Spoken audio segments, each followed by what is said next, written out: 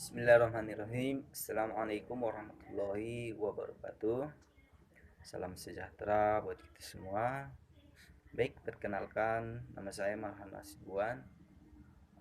Saya dari Pendidikan Administrasi Perkantoran Universitas Negeri Medan, Istanbul 2017. Baik, kali ini saya akan menjelaskan materi studi kelayakan bisnis. Ya, sebelum masuk ke materi, perlu kita ketahui apa yang dimaksud dengan studi kelayakan bisnis.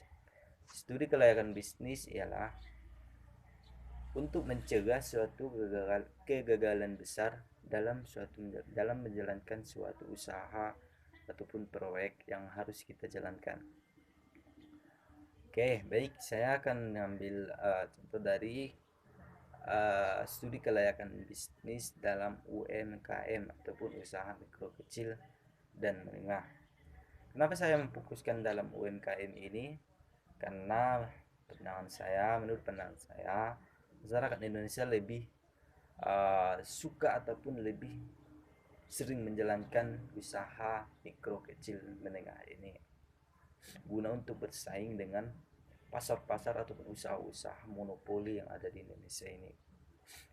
Oke, baik. Nah, sebelum menjalankan UMKM ini, ya perlu kita melakukan perencanaan yang matang, karena tanpa ada perencanaan ataupun tanpa ada pondasi yang kuat, suatu usaha tersebut bakalan tidak akan uh, jangkauannya tidak akan panjang, akan menimbulkan jangkau pendek ataupun bangkrut dalam menjalankan usaha.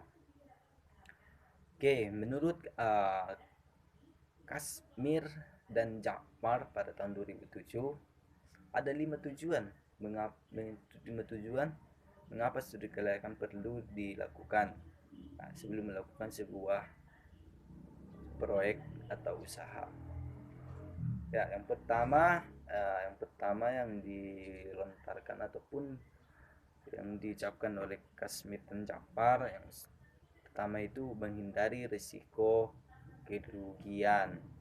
Ya, menghindari risiko kerugian. Yang kedua, mempermudah perencanaan. Yang ketiga, mempermudah pelaksanaan pekerjaan. Yang keempat, memudahkan pengawasan. Yang kelima, memudahkan pengendalian. Oke, baik. Itu menurut dari Kasmir dan Jakmar.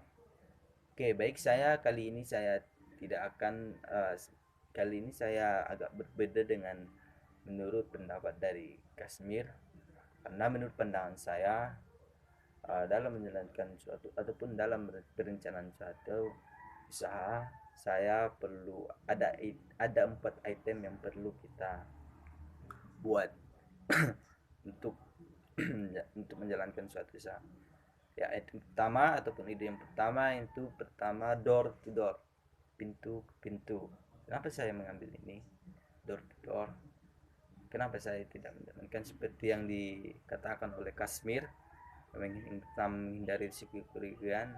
Ya, karena ini menurut saya door to door ini juga untuk menghindari risiko kerugian kita, yang mana kita dapat menyalurkan ataupun bisa bekerja sama dengan usaha-usaha ataupun konsumen-konsumen yang lainnya dalam memasarkan ataupun uh, dalam memasarkan dan menjual belikan produk kita.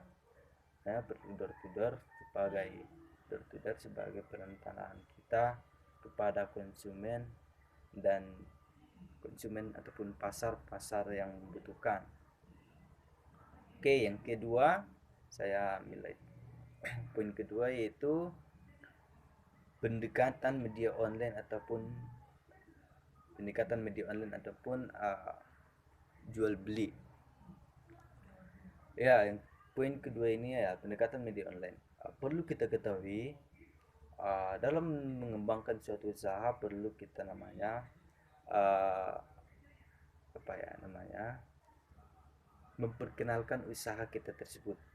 Jadi dengan menggunakan media online, kita dapat memaparkan jenis apa usaha yang kita buat, sehingga bisa dapat mengakibatkan daya tarik masyarakat ataupun daya tarik orang-orang yang melihat usaha kita bisa menimbulkan rasa suka ataupun rasa ingin merasakan apa itu usaha kita. Oke, baik. Yang ketiga adalah survei. Yang mana survei ini adalah sangat penting dalam suatu perencanaan usaha. Oke, survei. Sebelum kita melakukan ataupun membuat suatu usaha, perlu melakukan survei. Terkadang banyak usaha-usaha kecil ataupun menengah, usaha mikro kecil menengah yang kita lihat bangkrut ataupun uh, tidak membuahkan hasil yang begitu maksimal kan gitu. Itu mengakibatkan tidak adanya survei ataupun kurangnya perencanaan survei gitu. Ya, karena menurut saya survei ini adalah hal yang paling penting dalam menjalankan suatu usaha.